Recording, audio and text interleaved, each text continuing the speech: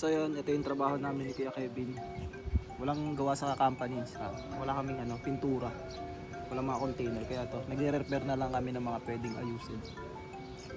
Ito, kami ng tubo, nagre-repair.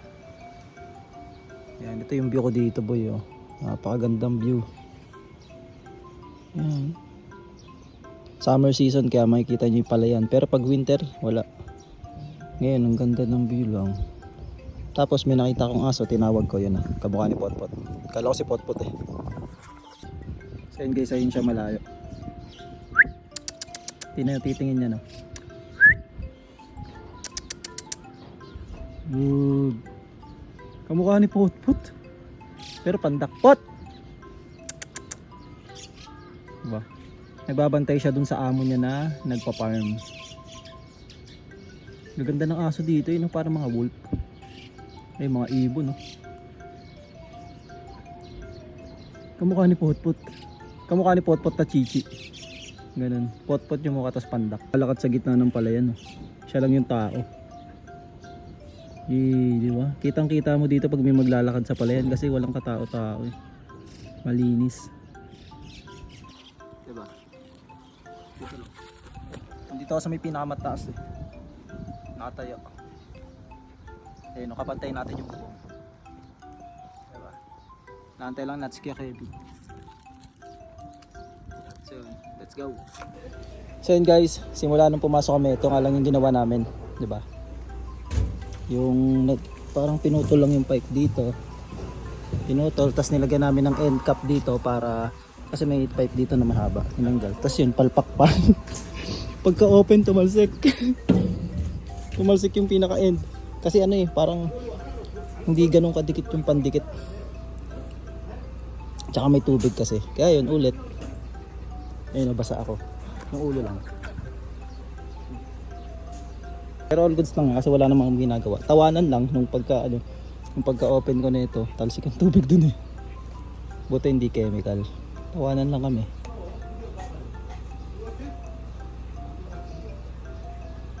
Binalutan ko pa naman. So yun, tanggalin natin yung balot.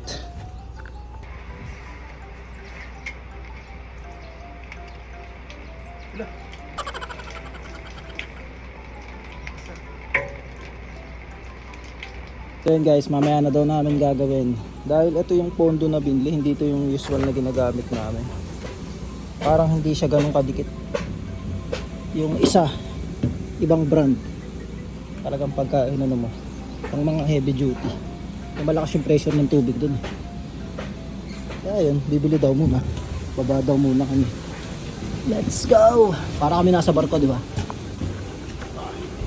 Para kaming seaman. So, kakapi na naman yan, pangatlong kapi na. So yun guys, tuloy na. Mali kasi yung binili, Yakult.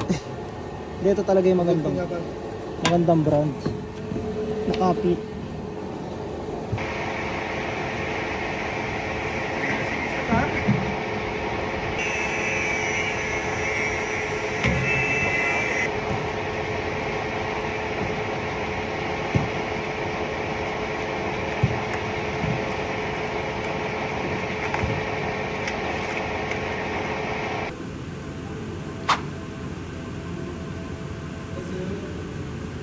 야, 이럴 게 하나도 없냐?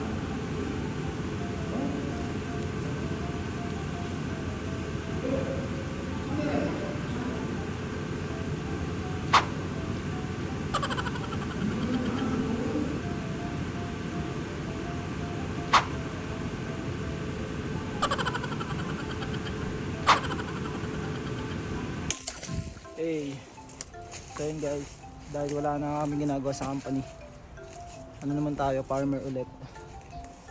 So yung boss namin pumunta dito, itong mga puno na mahaba, putulin, papantay-pantayan, gagawin ganun.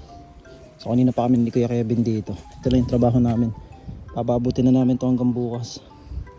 Buti nakasama yung panahon, maliwanag, ay hindi mainit. So yan, pakita ko sa inyo yung ginagawa ko. Let's go! Sarap pala gamitin eh. Ito mga tip eh. Kaya kay gabi gumagamit ito eh. Matik siya. Ha? Siyempre, pati pa-experience.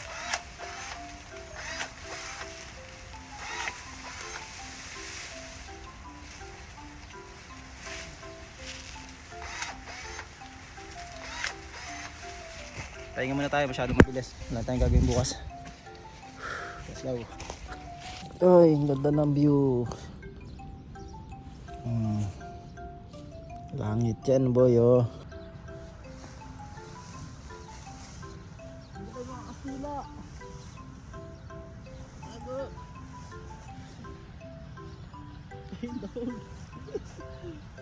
Ay, sarap. Nahuli kaya. Kunyari nire-revive mo. Ayan yung company. Walang gawa sa company. Dito kami sa labas. Ayan, nagpa-farm. Tapos uuwi. Ayan yung bahay. So yun guys, ito yung gamit ng boss namin pang fishing. Pinapakuha ko ni Kuya Kevin. Kuha na ba ako? Ano, 5. Ilan ba tayo doon? 6. Oh, sige ka. Kuha daw ako. Kahit wala yung boss. Makulong na kung makulong. So yan. Ito yung ginagamit nyo. Yung halos parang mabali na. Hindi pa rin napuputol. Grabe, parang nasa tindahan, no? Sobrang dami niyang ganito. Malon. Mahal to. Guys, ang dami ng mga palapalabit ito. Kasi syempre hindi naman malikot ang kamay natin. Hindi tayo papasira sa ganyan kahit pwedeng kumuha. Tingnan nyo. Ang dami, oh. Kala mo nasa tindahan ka ng mga fishing equipment. Tsaka mga mamahalin pa to. Kasi yung boss namin pinapalabas yun sa TV. Pagpan yan saranggola. Saranggola pala to. Ang saranggola pala to eh. Ayun guys, pinapalabas yung boss namin sa sa TV. Siya nagpi-fishing. Yung napapalabas siya sa mga fisherman dito sa Korea. Kaya ayan. Isang bodega, puro pang fishing. Grabe, solid. So yun lang, pinakita ko lang sa inyo. Bye bye. Ewan, kinuha na pala yung malaki doon. Pakita ko sana sa inyo yung mga huli nandun sa likod kaso naubos na eh. So yun lang. So yun guys, bali tapos na kami sa ginagawa namin. Naputol na namin at ayun, tinan nyo. Itsura niya. Basta mataas yan eh. Pero ngayon putol-putol na. Ayun lang, nung hapon sumama yung pakiramdam ko. Kakasakit ako, ramdam ko na. Inom na ako ng gamot. Sabi ko tinatablan pa rin pala ako ng sakit. Kasi sa halos 1 year and 3 months, 4 months ko dito sa Korea. Parang isang beses lang ako nagkasakit. Tapos ngayon lang ulit. Kaya yun. Normal pa pala ako, nagkakasakit pa ako. So gusto ko sanang hindi pumasok bukas. Kaso Friday na bukas, wala naman kami ginagawa nun. Parang pahinga na din yun. Kaya ayun lang. Kahit may sakit pasok, mukhang hindi lang ako makakalabas ngayon sa mga wild dogs. Kaya pahinga muna tayo. Pahinga muna tayo sa sumasama yung pakiramdam ko. So yun, ligpit natin itong ginamit natin. Tapos uwi na mamaya. Kaja. So yun guys, at dahil 5:55 na, dadalhin ko lang to sa office namin. Wala na kasi yung katrabaho ko, umuwi na. Nag early out, so yung trabaho niya ginawa ko na. Dadalhin lang sa office, tapos uwi na tayo. Ngayon lang yung bahay, oh. Tapos parang uulan pa.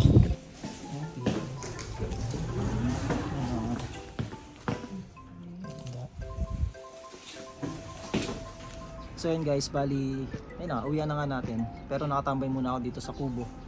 Dahil naliligo pa yung Korean na kasama namin. Bago sila kasi umuwi, naliligo muna sila. Tapos yun, tambay muna ako dito ng 5 to 10 minutes. Pero, lagi kong ginagawa after ng work. Pagkatapos nila maligo, ako naman yung maliligo. Tapos jogging, ngayon, hindi tayo makakalabas. Dahil lang sama ng pakiramdam natin. So ngayon ko lang naramdaman ulito sa loob ng isang taon siguro. Isang taon na akong hindi nagkakasakit. Ngayon, ang gusto ko na lang mahiga.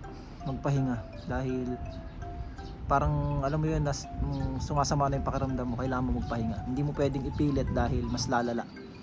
Kaya yun, kahit uminom na ako ng gamot, masama pa rin pakiramdam ko. So nakakatuwa lang dahil halos matatapos na naman yung isang linggo, isang araw na lang, bukas Friday na, halos wala naman kami ginagawa pag Friday, linis lang ng gisuksa. Kaya yun, ang bilis lang. So yun guys, itong vlog natin, mini vlog, ay pinaka